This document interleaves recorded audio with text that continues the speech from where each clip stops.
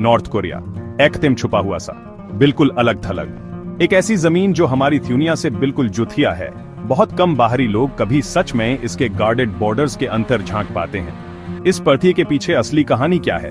Democratic people's republic of Korea, short में DPRK। इसे अक्सर हर्मिट किंगडम भी कहते हैं। यही अकेलापन पूरी थ्यूनिया में जबरदस्त फैसिनेशन जगाता है। ये लोग क्या छुपा रहे हैं या फिर किस चीज को प्रोटेक्ट कर रहे हैं? न्यूज रिपोर्ट्स तो एक बहुत ही बेरंग और अक्सर इतिहास सी पिक्चर दिखाते हैं। बहुत ज्यादा कंट्रोल की कहानियां, एक ऐसे समाज की जो कथेम से कथेम मिलाकर चलता है। पर मैं सोचता था कि रोजमर्रा की जिंदगी कैसी होगी, जो छोटी छोटी ह्यूमन डिटेल्स होती हैं। क्या इतनी अजीब जगह पर भी नॉर्मेलिटी के पल होते हैं? क्या कोई विजिटर कभी सच में वहां के लोगों से कनेक्ट कर पाता है? वहां जाने का आइडिया ही कुछ सरियल सा लगता था, जैसे किसी फिल्म के सेट पर आ गए हों। क्या वो एक्सपीरियंस परेशान करने वाला होगा? हाँ बिल्कुल, ये जानने का एक ही तरीका था, वहां जाना। हाँ, सफर अक्सर चाइना से शुरू होता है, बीजिंग या डैनडोंग। वहां से एक फ्लाइट या फिर एक स्लो ट्रेन। हमारा था ट्रेन का सफर, जो गड़गड़ाते हुए एक थ्यूसरी ही हकीकत में ले जा रहा था। यालू रिवर ही बॉर्डर था। एक तरफ चाइना का चहल पहल वाला बिजनेस, दूसरी तरफ कुछ और ही। एक अजीब सी शांति और निगरानी वाली खामोशी हम पर छा गई थी। हवा भी कुछ अलग महसूस हो रही थी, एक अजीब से बेचैन करने वाले इंतजार से भरी हुई। बस यही था वो। अब पीछे मुड़ना नामुमकिन था। बॉर्डर पार करते ही माहौल एकदम से बदल जाता है। सख्त चेहरे वाले गार्ड्स ट्रेन में एच जाते हैं। उनकी यूनिफॉर्म एकदम साफ सुथरी।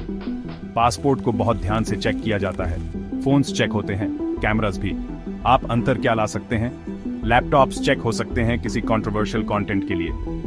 नॉर्थ कोरिया के ऊपर किताबें बिल्कुल भी अच्छा आइडिया नहीं है। आप उनकी थ्यूनिया माइन आ रहे हैं उनकी शर्तों पर। कंट्रोल तो तभी शुरू हो जाता है जब आपने उनकी जमीन पर कथेम भी नहीं रखा होता। हमारे गाइड्स हमसे मिले, मिस्टर किम और मिस पाक, बहुत पोलाइट, हमेशा साथ रहने वाले। वो हमारे साये की तरह साथ रहेंगे, हमारे इंटरप्रेटर और हम पर नजर रखने वाले। Pyongyang, capital city. ये एक शांतियर नजारा है। बहुत चौड़े बुलेवार्ड्स, हैरान करने जितने चौड़े, और ट्रैफिक एकदम नहीं। लीडर्स के बड़े बड़े ब्रॉन्ज स्टैच्यूज पूरे स्काईलाइन पर छाए हुए हैं। किम इल सुंग और किम जोंग इल जैसे हमेशा बाहर की तरफ देख रहे हों। बिल्डिंग्स बहुत बड़ी और शांतियार हैं, अक्सर पेस्टल कलर्स की। सब कुछ बहुत ज्यादा साफ लगता है, इतना ज्यादा कि थोड़ा अजीब लगे। इन सब में एक अलग ही शान है, तरक्की और ताकत का एक बड़ी सावधानी से बनाया गया विजन।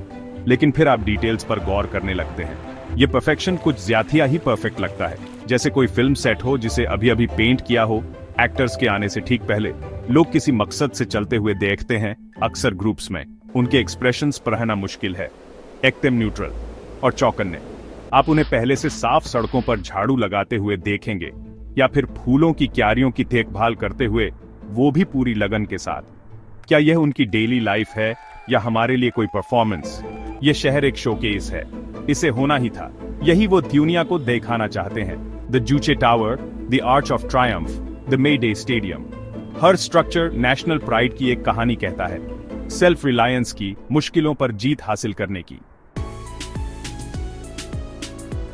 टूरिस्ट के लिए रूल्स बहुत सारे हैं और बहुत इंपॉर्टेंट। डिसरिस्पेक्ट तो ऑप्शन ही नहीं है, गलती से भी नहीं। खासकर जब लीडर्स की बात आती है, उनकी इमेजेस सेक्रेड हैं। स्टैच्यूज, पोर्ट्रेट्स, लपेल पर लगे पिन्स। जब आप बड़ी स्टैच्यूज विजिट करते हैं, आपको बो करना ही होता है। ये रिस्पेक्ट का साइन है, ये कोई रिक्वेस्ट नहीं है। हमारे गाइड्स ने करके दिखाया और हमने उन्हें फॉलो किया। एक छोटा सा एक्ट, पर इसका मतलब बहुत गहरा है। फोटोग्राफी के लिए स्ट्रिक्ट लिमिटेशंस हैं, बहुत स्ट्रिक्ट।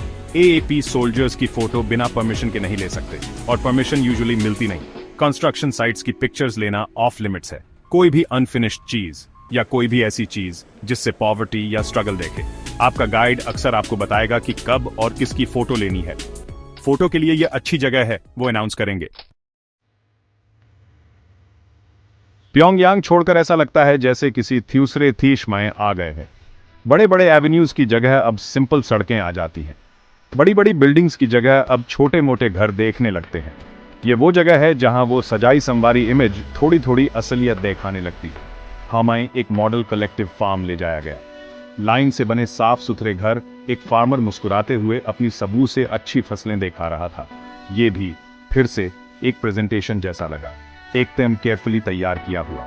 लेकिन वहां का लैंडस्केप कुछ अलग ही कहानी बता रहा था। देहात का इलाका अक्सर ब्यूटीफुल होता है, एक अलग थोड़ी सख्त सी खूबसूरती के साथ। ऊंचे नीचे पहाड़, धान के खेत और खेतों में काम करते हुए लोग, अक्सर हाथ से या फिर बेसिक औजारों से बैल हल चला रहे थे।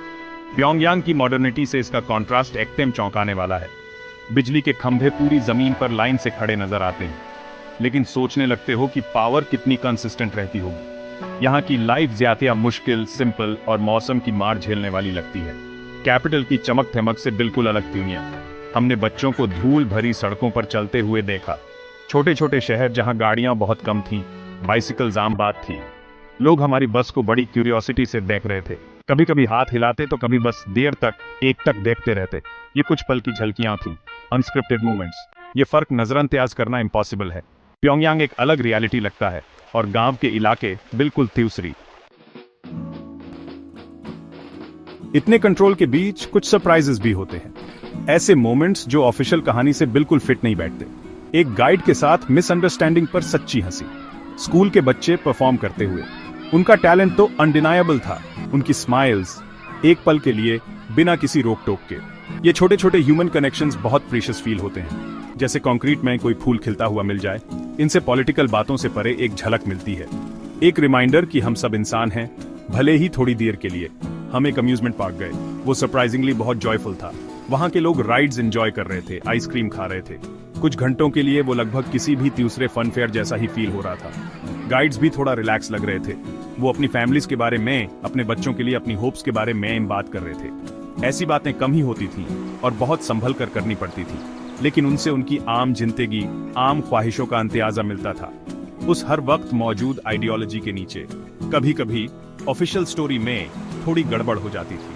कोई गाइड शायद मान लेता कि उसे कोई बैंड साउथ कोरियन गाना पसंद है, या फिर किसी छोटी सी परेशानी पर चुपके से अपनी फ्रस्ट्रेशन देखा थी था। ये उस ध्यान से बनाए गए दिखावे में छोटी छोटी दरारें थी। ऑफ कोर्स उन्होंने कोई स्टेट सीक्रेट्स तो नहीं बताए, लेकिन वो सिर्फ रिप्रेजेंटेटिव्स नहीं, इंडिविजुअल्स देखे।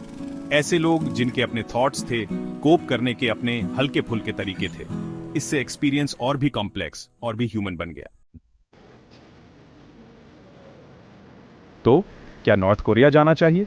ये एक बड़ा सवाल है। तीनों तरफ से मजबूत आर्ग्यूमेंट्स हैं। कुछ लोग कहते हैं कि टूरिज्म एक ऐसे रिजीम को सपोर्ट करता है जिसका ह्यूमन राइट्स रिकॉर्ड काफी परेशान करने वाला है, कि आपके टूरिस्ट डॉलर्स उसके बचे रहने में मदद करते हैं। ये एक सीरियस एथिकल बात है जिसे आप इग्नोर नहीं कर सकते। जो पैसा आप खर्च करते हैं वो स्टेट को जाता है, ये तो साफ है। क्या आपकी मौजूदगी गवर्नमेंट को किसी तरह से जायज ठहराती है? ये एक ऐसी सोच है जो ट्रिप के दौरान आपको परेशान करती है। दूसरे लोग कहते हैं कि इंगेजमेंट आइसोलेशन से बेहतर है, कि बहुत ज्यादा कंट्रोल टूरिज्म भी एक छोटी सी विंडो खोलता है। नॉर्थ कोरियंस के लिए आउटसाइडर्स को देखने की एक विंडो, और आउटसाइडर्स के लिए भले ही थोड़ा सा नॉर्थ कोरिया को देखने की। शायद ये छोटे छोटे इंटरैक्शंस, ये झलकियां मायने रखती हैं। क्या ये क्यूरियोसिटी के अलग अलग पर्सपेक्टिव्स के बीच हो सकती हैं, या ये बस ख्याली पुलाव है, ट्रिप को जस्टिफाई करने का एक तरीका? सच तो ये है कि असली इम्पैक्ट क्या होता है ये जानना मुश्किल है। ये एक्सपीरियंस यकीनन बहुत फैसिनेटिंग है, यूनिक है। आप ऐसी चीजें देखेंगे जो आपने कहीं और कभी नहीं देखी होंगी। आप ऐसा महसूस करेंगे जैसा आपने कहीं और कभी महसूस नहीं किया होगा। ऐसा लगता है जैसे आप एक बिल्कुल अलग सिस्टम में आ गए हों। ये सोसाइटी, कंट्रोल और फ्रीडम के बारे में आपकी समझ को चैलेंज करता है। ये आपको कुछ कड़वी सच्चाइयों का सामना करने पर मजबूर करता है। नॉर्थ कोरिया से निकलना भी उतना ही स्ट्रेंज है जितना एंटर करना। ट्रेन येलो रिवर के पार वापस रंबल करती है। सडनली अपनी जानी पहचानी थ्यूनिया वापस आ जाती है। नॉइज, केओस, तुम्हारे फोन पे इंटरनेट वापस झिंतिया हो जाता है। लेकिन डीपीआरके का साइलेंस तुम्हारे दिमाग में घूमता रहता है।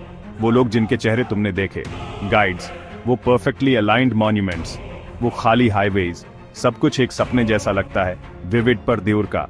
मैंने सच में क्या देखा, मैंने सच में क्या सीखा? उनका ऑफिशियल नैरेटिव बहुत स्ट्रॉन्ग, पॉलिश्ड और अनयील्डिंग है, पर वो अनऑफिशियल ग्लिम्प्सेस, वो ह्यूमन मोमेंट्स, वो याद रह जाते हैं। हर वक्त देखे जाने वाली फीलिंग, वो सवाल कि सरफेस के नीचे क्या है। ये बातें आसानी से फेड नहीं होती। कंट्री एक एनिग्मा ही रहती है विजिट के बाद भी, शायद और भी ज्यादा। ये ट्रिप इन्फॉर्मेशन के बारे में फंडामेंटल सवाल खड़े करती है, ट्रूथ के बारे में कि सोसाइटीज कैसे ऑर्गेनाइज्ड होती हैं। तुम रियलिटी का एक वर्जन देखते हो, एक केयरफुली क्यूरेटेड वर्जन,